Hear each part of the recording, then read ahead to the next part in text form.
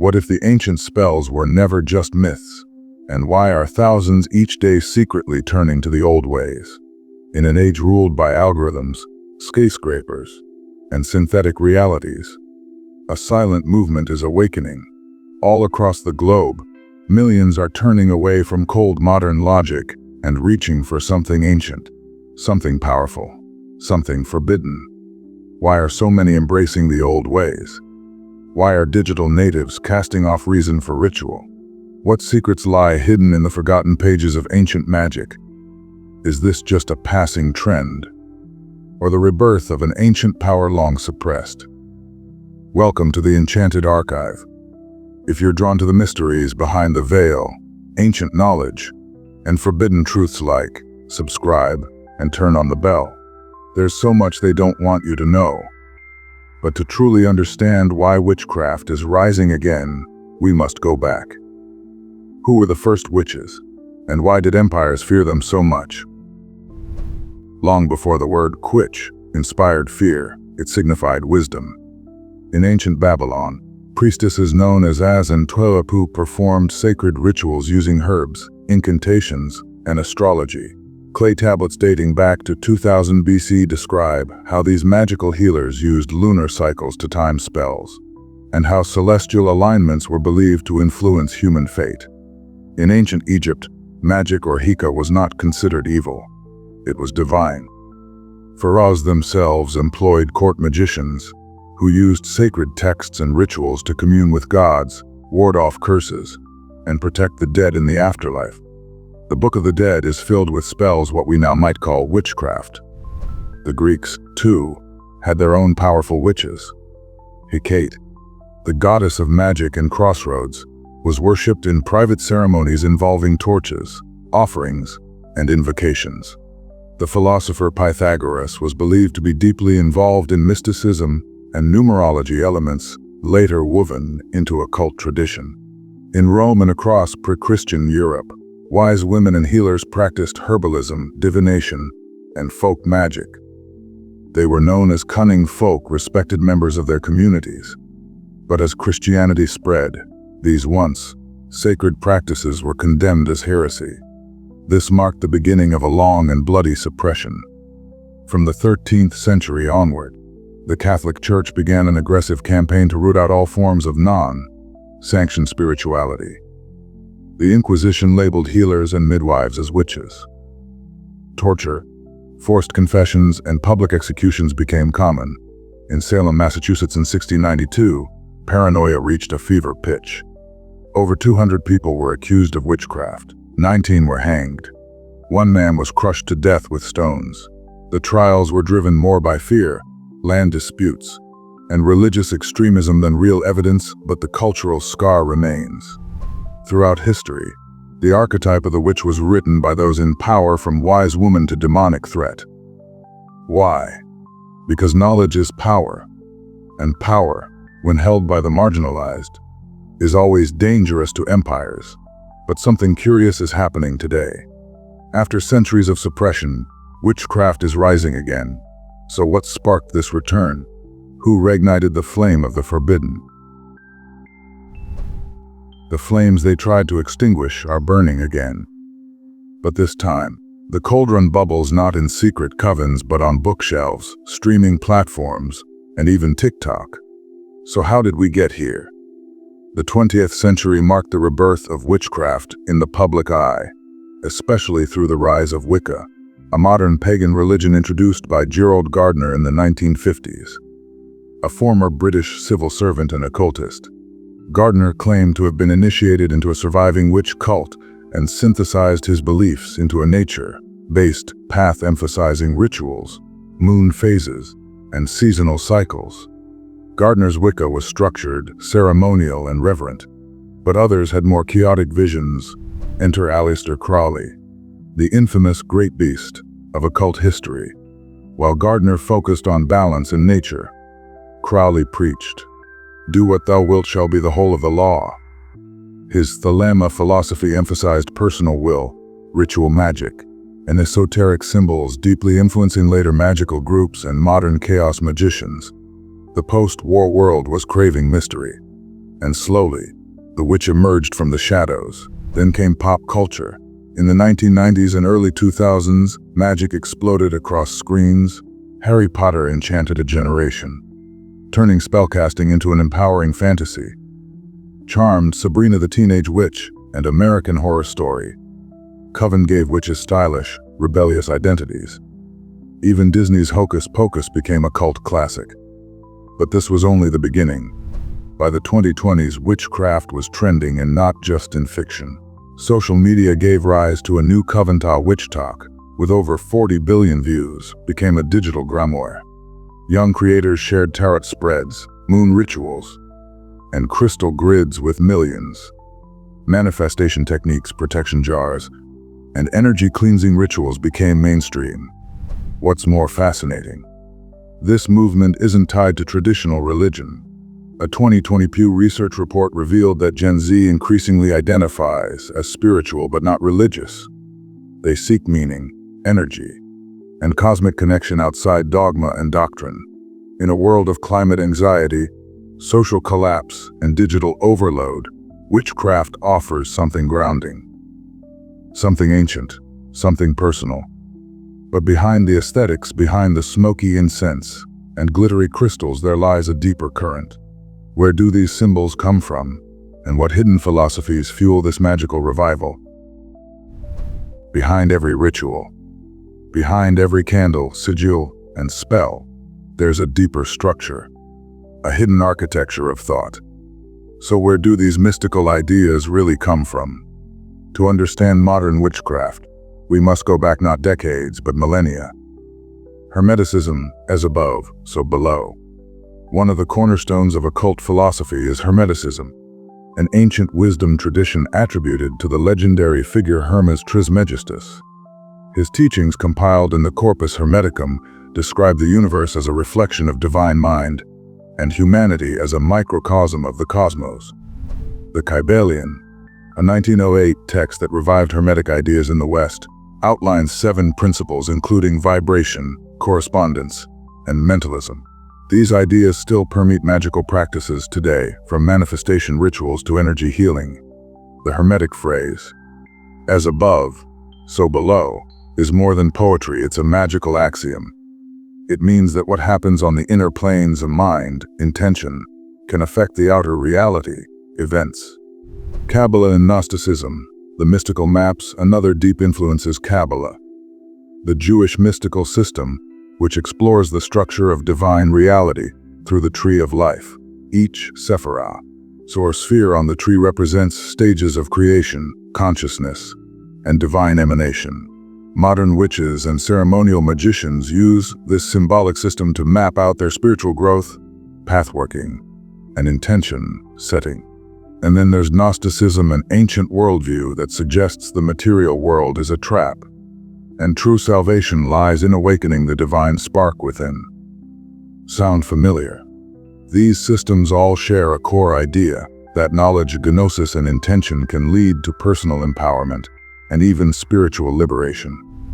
The nature of magic, intention, energy, and symbolism. Modern witches often say, magic is the art of causing change in accordance with will. This definition, popularized by Aleister Crowley, is more psychological and energetic than supernatural. Rituals and spells are seen as symbolic technologies. Fire for transformation, water for emotion, and intuition. A candle flame representing focused will, even colors, crystals, and herbs are used not just for their aesthetic value, but for their vibrational resonance with specific energies. Magic is a language of symbols, and symbols speak to the subconscious, where true change begins. The divine feminine, a sacred reclamation. One of the most powerful currents in modern witchcraft is the return of the divine feminine. For centuries, the feminine was suppressed, demonized, or erased, especially in patriarchal religious systems. But witchcraft reclaims her. Whether she appears as Isis, Brigid, or Mother Earth, the goddess is central in many traditions. She represents intuition, cycles, creation, sensuality, and above all, power. Books like The Spiral Dance by Starhawk and Women Who Run with the Wolves by Clarissa Pinkola Estes helped reignite this archetype for a new generation of witches seeking to reconnect with ancient feminine wisdom. In a time of ecological destruction and spiritual emptiness, the rise of the divine feminine is more than symbolic, it's revolutionary. But not all that glitters is gold. As witchcraft becomes increasingly mainstream and aestheticized on social media, important questions arise. Is this spiritual awakening or just another trend? Are people truly practicing magic or just playing a role for the algorithm? In the next chapter, we'll examine the dangers, deceptions, and distortions of the witchcraft boom. Are you ready to look behind the veil? In a world where spirituality intersects with social media, there's a fine line between wisdom and illusion. Let's take a closer look at the dangers lurking beneath the surface of modern witchcraft. TikTok spells. Do they really work? With the rise of platforms like TikTok, a new wave of witchcraft has emerged, with hashtags like witchtalk, a tarot, and a spellcasting gaining millions of views. But the real question is, do TikTok spells actually have any power, or are they just part of an online performance? Many witches on TikTok boast about their magical rituals, from simple candle spells to more complex moon rituals, claiming that they can manifest love, wealth, and success. But is there any substance behind the aesthetic charm of glittery crystals and burning incense? According to modern occultists and practitioners, the true power of witchcraft lies in intention and ritual discipline. It's not just about performing a spell and hoping for results. True magic requires dedication, study, and a deeper understanding of the laws that govern the unseen world. The flashy TikTok spells, however, often lack this grounding. The oversimplification of ancient practices can lead to misunderstanding and, more dangerously, ineffective or harmful rituals. Real knowledge vs. aesthetic witchcraft. There is a clear difference between genuine witchcraft and what we might call aesthetic witchcraft. The latter has become a trend, particularly among younger generations, driven by visuals, crystals, pentagrams, cauldrons rather than the ancient knowledge that underpins the practices. While aesthetic witchcraft can be fun and visually appealing, it often glosses over the philosophical, spiritual, and psychological principles that make magic effective. Many of today's popular witchcraft trends focus on the external rituals, the flashy and visually stimulating aspects, without delving into the inner work that true magic requires. This may lead to a superficial engagement with a practice that has profound spiritual implications. It's easy to get lost in the imagery, but real magic asks for inner transformation, self-discipline, and a conscious connection to the energies we work with. Dangerous practices. Blind trials and misguided spells. Worse yet, when people approach witchcraft without proper knowledge or respect for the traditions behind it, dangerous situations can arise. Take, for example, the practice of cursing or attempting to bind someone else's will. While this is a part of certain magical traditions, it requires a deep understanding of ethics and the law of threefold return, which states that any energy you send out into the universe will return to you threefold, whether positive or negative. Improperly casting such spells can lead to unforeseen consequences, both spiritually and practically. Additionally, practices like necromancy, communicating with the dead, or summoning spirits are deeply complex and should only be attempted by those with the necessary experience and training. Doing so without proper knowledge can invite negative energies or entities that could interfere with one's mental and emotional well-being. Spiritual awakening or just a trend? This brings us to a crucial question. Is what we are seeing a spiritual awakening, a return to ancient wisdom, or just another fad driven by social media algorithms and the need for digital validation? Social media platforms thrive on viral trends, often prioritizing content that is engaging over content that is educational or spiritually grounded. This creates a culture where witchcraft can be trendy, but not necessarily rooted in real understanding.